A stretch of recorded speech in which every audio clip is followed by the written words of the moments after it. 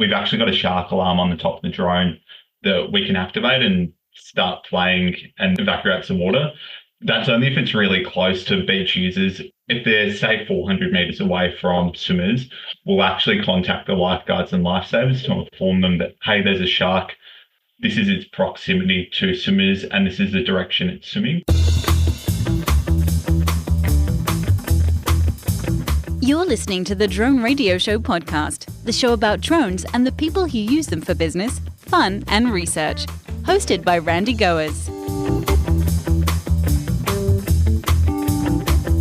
Hello, everyone. This is Randy Goers, and welcome to the Drone Radio Show podcast, episode 425. How is UAV technology making swimming safer? For that question, we head to Sydney, Australia, to speak with Oliver Hayes and James Bassam of Surf Life Saving. Surf Life Saving is Australia's premier water safety, drowning prevention, and rescue organization. With 129 Surf Life Saving clubs and over 77,000 members, it is one of the largest not-for-profit volunteer movements in Australia dedicated to saving lives on the beach. A standout feature within Surf Life Saving is the Australian Uncrewed aerial vehicle service, operating the largest coastal UAV surveillance program in the Southern Hemisphere. The Australian UAV service uses drones to monitor sharks off the coast of New South Wales, enhancing bather protection while minimizing harm to sharks and other marine life.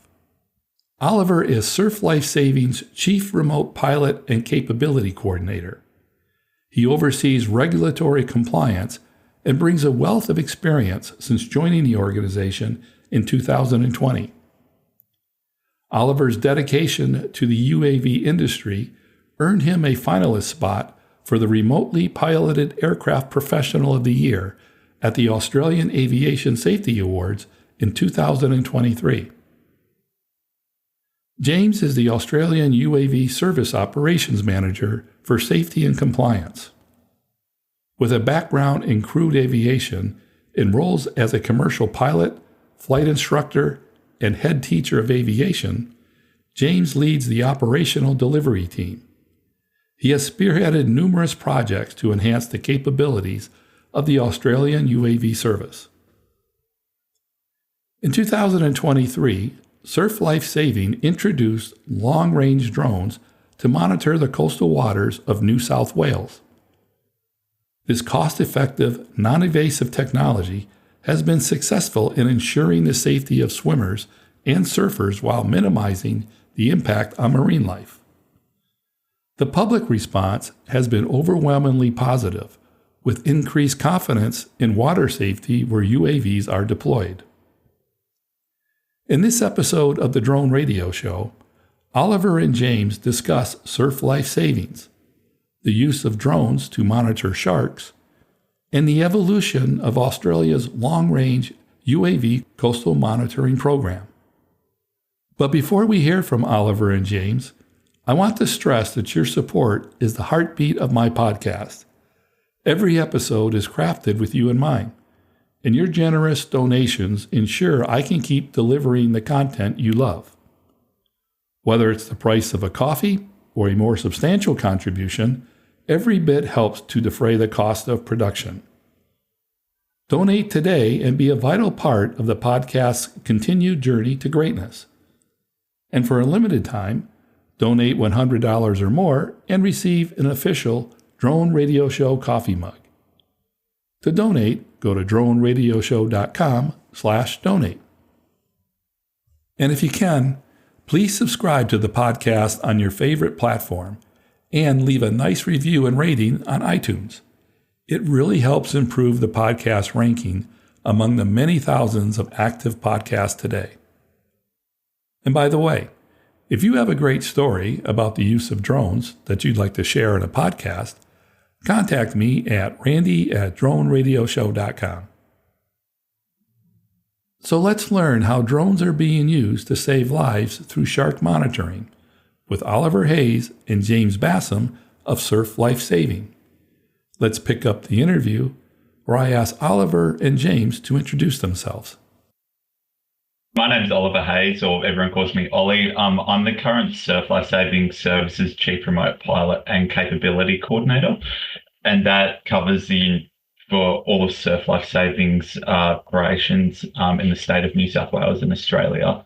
In terms of a bit of a background on me, I've been a surf lifesaver since I was 10 years old, progressed up through surf lifesaving at Mona Vale Beach on Sydney's northern beaches. When I was 16, I got into drone flying myself and went out and started doing some camera shooting and whatnot. And then when I finished school, I saw an awesome job pop up with Surf Life Saving to fly some drones. So I managed to get a casual job flying drones on Sydney's northern beaches up at Palm Beach, doing shark surveillance flights, which I think we'll chat to a little bit later. I then got lucky enough to be able to progress in those roles and came on board as a full-time UAV maintenance officer. So I was a maintenance controller for the organisation, looking after maintenance and logistics. COVID hit in and I was very close to going and doing a commercial pilot's license, and I realised, hey, it's probably not the time to do it. So I finished up an accounting degree at university whilst I was working with Surf Life Saving. And then from there, I've been lucky enough to progress up into my current role as Chief Remote Pilot and Capability Coordinator. In terms of what that role is, I'm sort of the conduit to CASA. So I had the regulatory oversight of what we're doing and ensuring that we're adhering to the regulations. I also work with our maintenance and logistics team to make sure that we have drones all across the state where they need to be, and also to make sure that they're serviceable. I also work with our training and education side of the team to make sure that we have appropriately trained pilots and operators across New South Wales, and that we're adhering to CASA regulations on training requirements as well. And then we also just look at future capability, future risks that might pop up for us. And James, how about you? Thanks, Randy, for having us on. My name's James Bassam.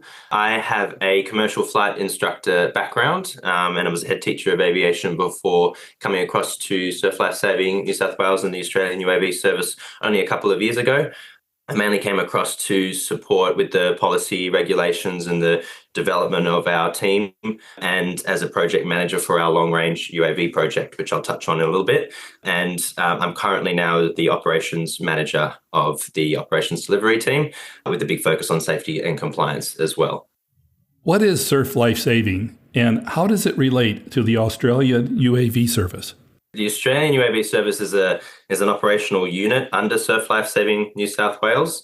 Surf Life Saving New South Wales, of course, keeping our coastlines safe, keeping the public safe along the coast there with patrols in between the flags. And the Australian UAV service manages the drone aspect of that public safety and emergency response capability within Surf Life Saving New South Wales. So utilising drones for public safety emergency response along that coastline. And we've been doing that since 2017 or so. And we started out in partnership with the New South Wales Government Department of Primary Industries, mainly for shark identification flights, operations off the break of the waves there, all along the coastline, looking for sharks and identifying them for research purposes and public safety. And that grew from 8 locations initially along the coastline to now 50 plus locations and mobile vehicles as well, scattered around the coastline, to give us a spread from all the way far north coast down to far south coast of the New South Wales coastline. And that geographical spread and capability of assets and people along the coast has also enabled us to support in other operations as well, such as search and rescues, flood response, beach assessment and mapping, event safety, and just general incident response and support, sticking to that core of public safety, community response focused UAV operations. What part of Australia do you operate in? So Australia is separated into 6 states and 2 territories. New South Wales is, I think, the largest population within a state in Australia. So we're Surf Life Saving New South Wales. So Sydney Harbour Bridge is where our headquarters are. And we effectively span all the way up to just past Byron Bay is another important spot that a lot of people would know, and then down to the southern side. So I think it's about it's quite a few thousand kilometres. When did you first begin using drones? I guess it came about as sort of a latent addition initially in, I think James said 2017, and that was really working with the Department of Primary Industry. And they did initially a feasibility assessment and did some initial testing to see if drones could add value to surf life-saving operations, whether that be shark or marine safety surveillance, as well as just keeping beachgoers safe and providing information to surf lifesavers. And those initial tests and trials up on the far north coast, so around the Byron Bay area, were really successful, and it showed how useful drones could be. So from there, that's where that expansion started to come out. But yeah, it was really up on the far north coast in that Byron area, doing testing, making sure they worked and integrating into operations. Yeah, it just makes sense as well, doesn't it? Like that eyes in the sky aspect of drones, keeping people safe on the beaches, not just from the coastline looking out, but from up above and looking down, both with the marine wildlife, but just surveying people as well, making sure everyone's safe. And like, I guess the whole saying is you can just add a drone to almost anything and you'll find better ways to do things. And I think that was the spirit behind just using drones initially to support that public safety operations, be that eyes in the sky for research purposes, as Oliver said, on the Department of Primary Industries with the Shark ID. And then it just kind of kept growing and growing and growing from there as we really found the benefits of this technology. I think one of the other important things we realised is that you don't have to be a traditional lifesaver to be a drone pilot on the beach. So traditionally, you might imagine someone in Speedos running down and swimming out to rescue someone.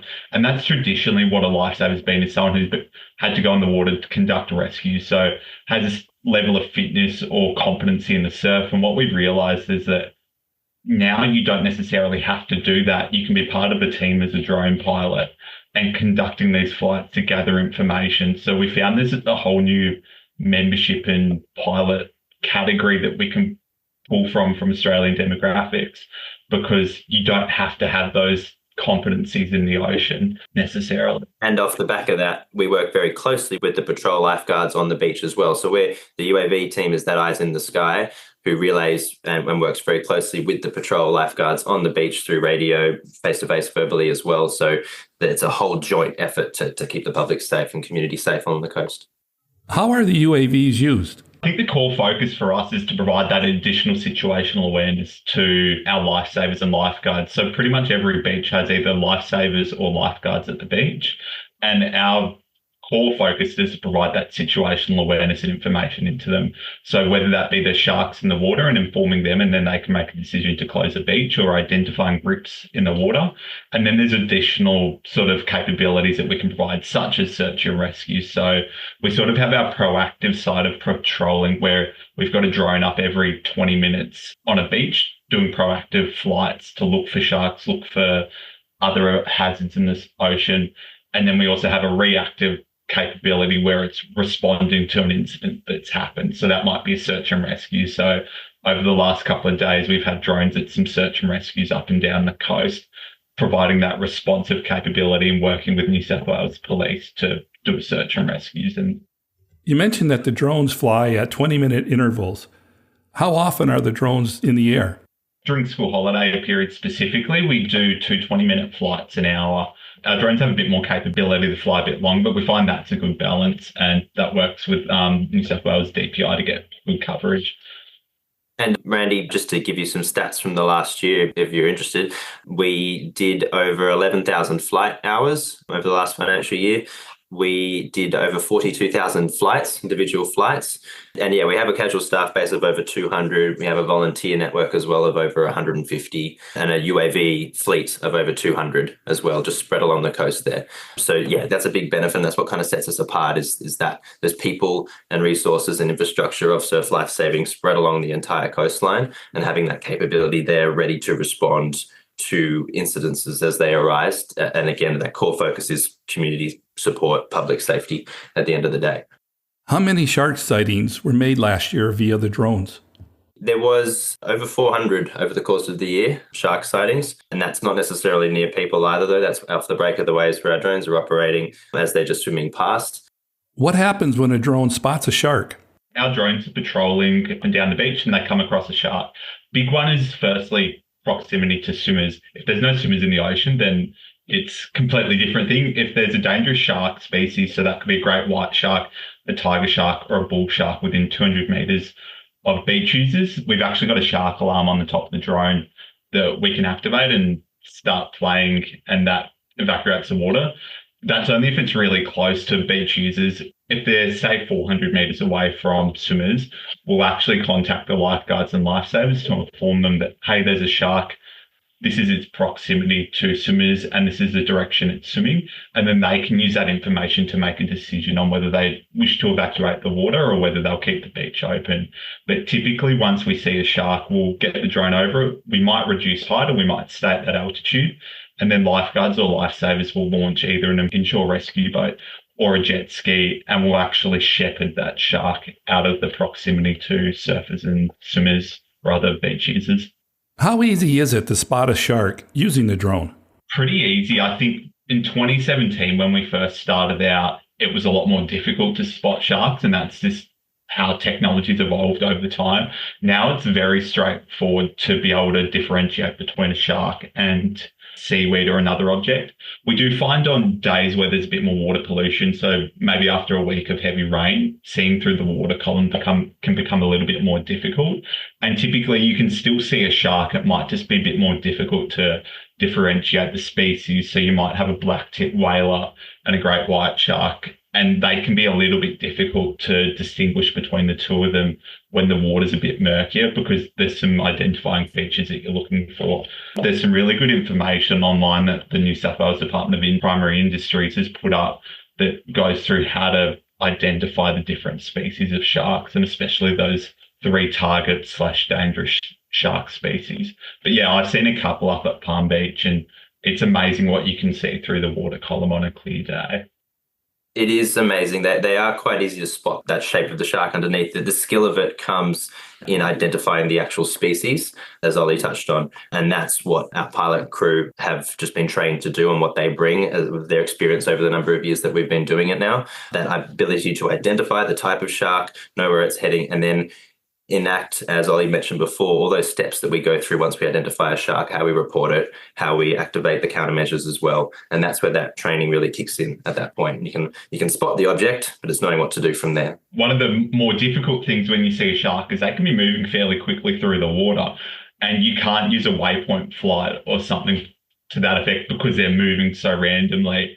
So something that I've personally struggled with when I've seen a shark is sticking with the shark and following it whilst also jumping on the radio and activating countermeasures. So that's sort of an additional skill that takes a bit of time to build up in a pilot, but to be able to follow the shark and get on a radio and get your siren going, for instance. Is the team on land able to view or track the shark in real time?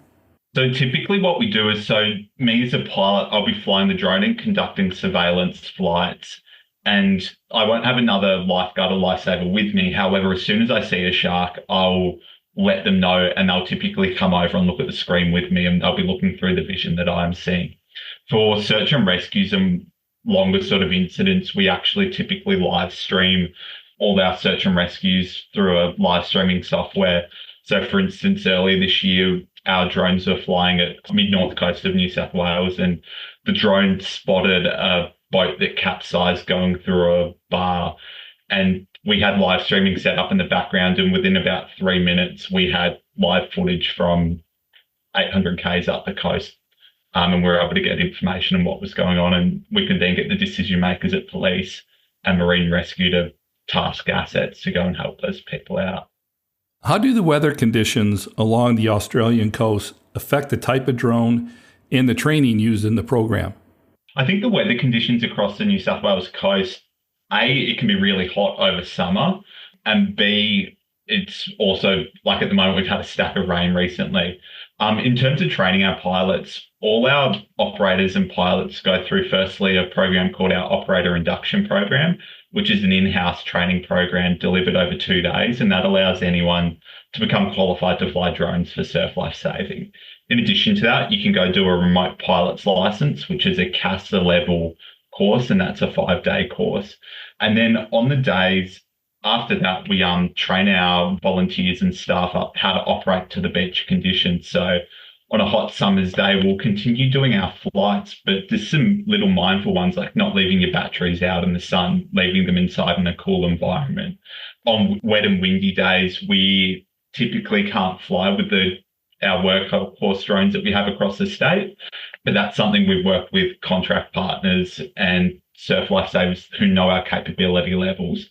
And in situations such as search and rescues, where it's paramount that we get a drone up in the air, we use larger drones that have the ability to fly in pretty much all wind and all rain conditions. And that's what we'll pull out when it's a bit more life-threatening or there's a life on the line that we can assist in searching for.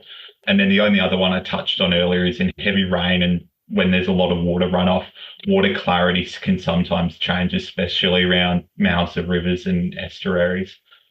As Ollie said, training is a big part of doing these operations successfully, and our crew are our biggest strength, of course, as well. So we're quite proud that a large percentage of our team have remote pilot licenses now, and are just continuing to mature and do more complex and advanced procedures as well, and get that training. But also, I'd say in that environment, it's important to really maintain high maintenance levels of the drones as well, in the corrosive, salt, windy environment for these assets. And we have a really rigorous system of tracking the maintenance of these drones, how many hours they've done, getting them maintained at different intervals for minor maintenance and a major maintenance, and really reinforcing that with the team as well of pilots, both in the pre-flight checks, post-flight checks, post-operation pack down and clean up, as Ollie mentioned. That's a big emphasis as well to successfully operate long-term in these kind of environments. Which drones do you guys use? We use primarily DJI platforms. We've recently just replaced our fleet of Mavic 2s with Mavic 3s. I'd like to talk about the long-range UAV monitoring program. But before we do, is there anything else that you'd like to add regarding the use of drones to monitor sharks? I think just using drones to survey for sharks, it's a really sort of novel case study on ways to conduct pretty minimally invasive shark mitigation strategies. So being able to have a drone up, it's over the water, so it's typically not near members of the public. They can't hear the drones. You can barely see the drones as a member of the public. So it's a really good way to keep an eye on what's going on in the water and just become that extra tool of information that lifesavers can use to make more informed decisions and potentially stop lifesavers having to get into the water when it is dangerous conditions. And if we can put a drone up to go and have a look in the water at an object that's been identified instead of putting someone in a boat in 10-foot surf, that's a big safety consideration that we can use a drone for as opposed to a person. Okay, let's talk about the long-range UAV project. Tell us about it and what it will achieve. Definitely. So we are constantly looking at how we can better protect communities and save lives. In addition to that core visual line of sight flying that we do with the local pilots on the ground, which is completely invaluable, we want to just look at layers on top of that we could potentially add as the technology remarkably is advancing so rapidly. And it's the stuff I remember just dreaming of as a kid, and it's what attracted me to come across to drones from my crewed aviation background, just to continue that growth of the drone program and use the capability, as Ollie said, as a really effective tool. So looking at how we could better do it, it was quite an endeavor to get different industry vendors, regulators involved, experts and consultants on this long-range UAV program, which aimed at evaluating the effectiveness of these bigger, more sophisticated platforms in public safety and emergency response. So platforms that could stay in the air for hours at a time, that could fly hundreds of kilometers. We wanted to evaluate them all through a series of scenarios matching our core operations, so search and rescue, shark surveillance, mapping, and we tested 4 separate vendors, and we put a request for quote out to industry. We got 4 separate vendors selected with a mixture of different platforms as well to really understand the different types and their effectiveness. So a multi-rotor, a couple of VTOL platforms, and then a fixed-wing catapult platform as well. We got them very proudly all on site at the same time for a week up in the far north coast on an alternating flight schedule, all working together to run them through these scenarios and just understand how effective each of them were in their unique different ways, not just as an airframe, but also as the capability and payloads on board as well, and just looking at how that can improve and what we currently do in protecting communities and saving lives. And the outcome of that was that they were extremely effective, as we assumed, that the additional capability that they bring is hugely valuable in addition to the visual flying local support on the ground. But what we also found is that you can't just get these platforms and expect to integrate them into your operations without any kind of back-end infrastructure setup or network setup or training of your staff or approvals and beyond visual line of sight processes formed out.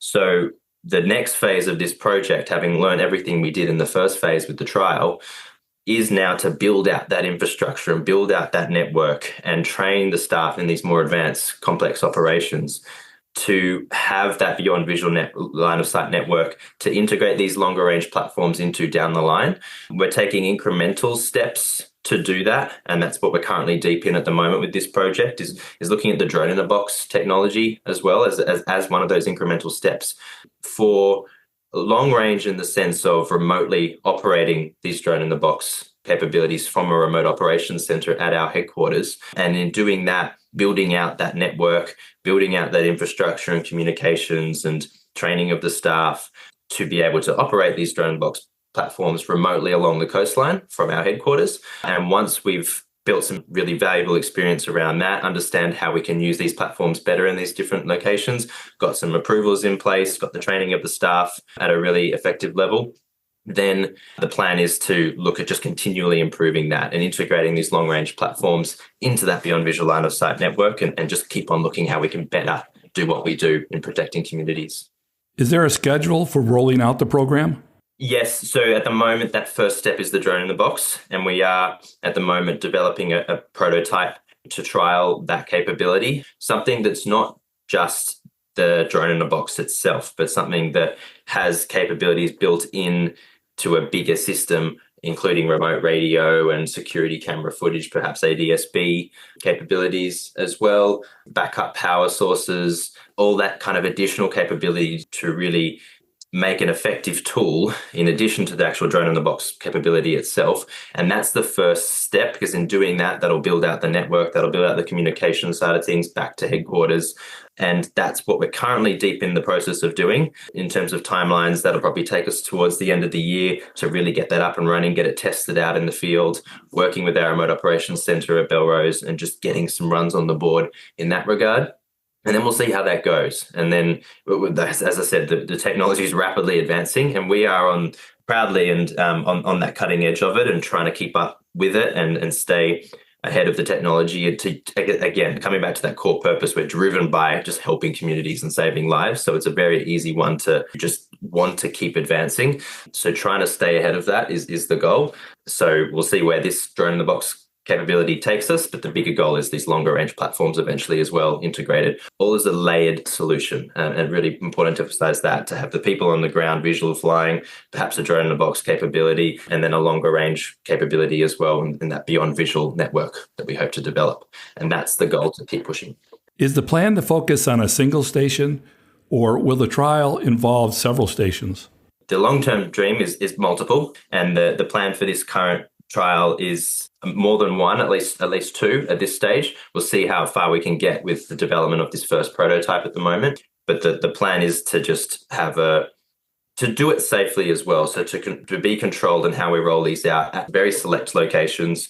And part of that is working through the approvals through CASA to get beyond visual line of sight operations happening. So the locations we've selected, we've gone through the Jarasora method of getting those approvals, working with CASA at the moment to do that safely. And then with these prototypes that we develop, rolling out a manageable amount to start with, because we can't, of course, expect, nor do we want to just operate multiple all at once from a single place. We want to do it safely. So the plan is to roll it out controlled for now, but then longer term, gosh, if we can get these units spread across the coast as the capability, in addition to the people on the ground, that's 100% the goal. Long term, we just got to keep on working to get there. Will AI have a role in the project? It's something we're definitely looking at. Of course, if we want to operate this beyond visual network effectively and at a scalable level as well, then AI, of course, will be a huge component of that, being able to scan the footage as it's coming back to a remote operations center and support with identifying those sharks, or support with identifying people or hazards, rather than a person controlling multiple aircraft and trying to do it visually, just as that extra tool in the kit, of course. So it's definitely something we're looking at. At the moment, we haven't got anything that we're working with currently, but as we roll out this capability, it'd be great to see what integrates well with what we do. And the hardest part is is training the software as well and getting the footage relevant to then train the AI to know what to look for. And that takes time and that takes footage, and that requires a lot of collaboration. And that'd be a key message that we would give out, and what we try to push ourselves and what we want to push broadly is collaboration in this technology as everything moves forward, both on the hardware side and the software side and the regulatory side. And just testing this, it's all about collaboration and working together and sharing the lessons and learning and expertise. And that's what we're really keen to just keep on working towards. Is the project fully funded? We're very lucky, as I mentioned at the start, to have been partnered with Department of Primary Industries, New South Wales Government, since 2017 and our inception then. That's what's helped us grow and develop, and their support over that 7 years now has been invaluable to just build up that capability to get where we currently are. And that also went towards this project as well, and the support we got from them to add this beyond visual capability, both with the drone in the box and the trial initially. There isn't follow-on funding at the moment for the long-range project beyond this current trial of the drone in the box capability, and that trial we did with the vendors in the far north coast. And that's always something we're conscious of, but we also need to leverage off the fantastic support that we've got currently to build out that capability, show what we can do. And we understand it's about showing the benefits and effectiveness of these platforms and having that experience ready to go to then, if funding does come, we are at a platform to build beyond. We're already at a head start. We're already at a point where we've got the training of staff. We've got these capabilities there ready to go. We've got these approvals in place, and we've got experience behind us. So it's not about getting funding and doing all of that in the first place. And at the moment, the focus is to position ourselves to then seek funding in the future from a really great, effective starting point. What challenges do you envision? I think one of the biggest ones in Australia, specifically for search and rescue, with both long range and standard drones, is education. And what I mean by that is other emergency services, whether that be state emergency service, police force, actually understanding the capabilities of a drone and what they can do and what information they can provide in. So 3 or 4 years ago is when we really started to introduce drones into search and rescue and emergency response. And it was almost a latent capability in that we'd get our drones on scene, but a lot of people wouldn't actually know how to employ the drones to effectively provide information and gather data. And what we've seen over the last couple of years, as we've kept on pushing our word and spreading what we can do with drones, police force, state emergency service, fire rescue are all starting to get an understanding of what drones can be used for and how they can be employed. But I still think that we've got a long way to go with those other agencies in educating them how we can use drones. And I think that's a challenge in that until everyone's educated, there's still going to be some opportunity where drones aren't being used just because there's a misunderstanding or just a lack of awareness of what drones can actually be used for. So what's next for the Australian UAV service? The future for the Australian UAV service lies in continuing to embrace that technology and the innovations and capabilities that it provides for public safety and emergency response. In addition to the drone in the box program and the long range project, long range platforms to integrate, we want to keep on advancing and progressing our pilot base with more as they mature. As I mentioned, a lot of them have got remote pilot license now, but looking at more advanced training as well and more complex operations that we can start to gain experience in and integrate into what we do, and just embrace and identify the cross functionality to support different industries with these platforms as well. To minimize duplication of a lot of these services, these drones can cross-functionally support a range of different tasks. And it's really about training our staff and having the capability there and ready to do that and take advantage of them. Oliver, do you have anything to add? I think probably the most important thing for us to keep on doing is, in addition to what Jane said, is safety and spreading the message of safe drone operations.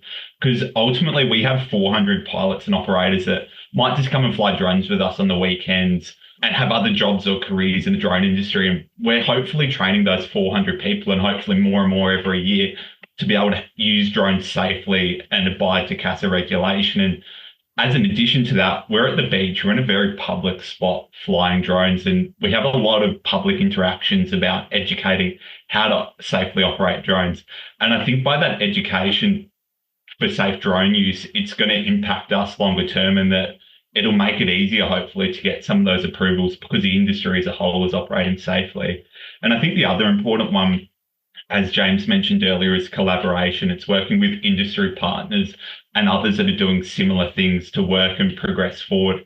I think a really important one that I heard recently was that for approvals from CASA, such as beyond visual line of sight approvals, we shouldn't be competing with other people or organisations in the industry to get those approvals.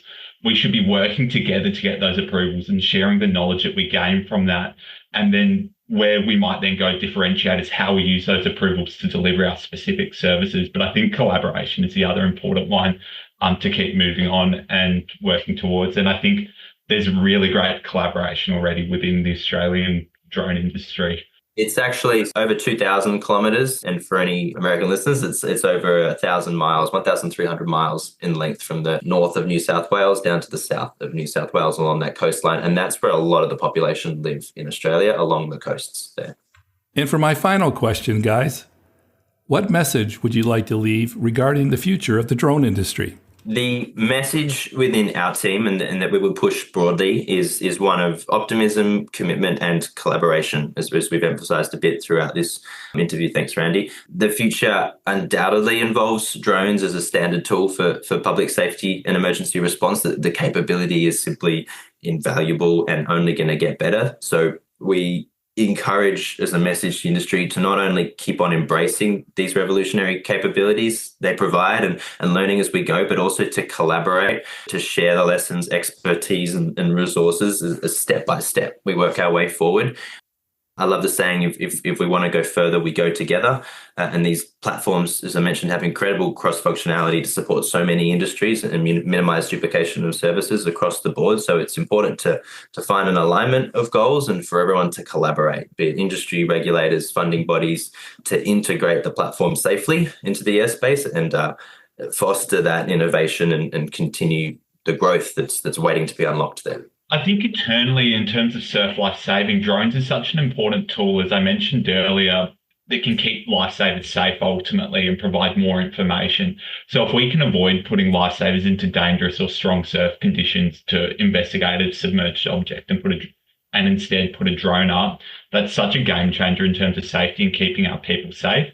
And then also just being able to use drones for an informed decision-making tool better than previously potentially.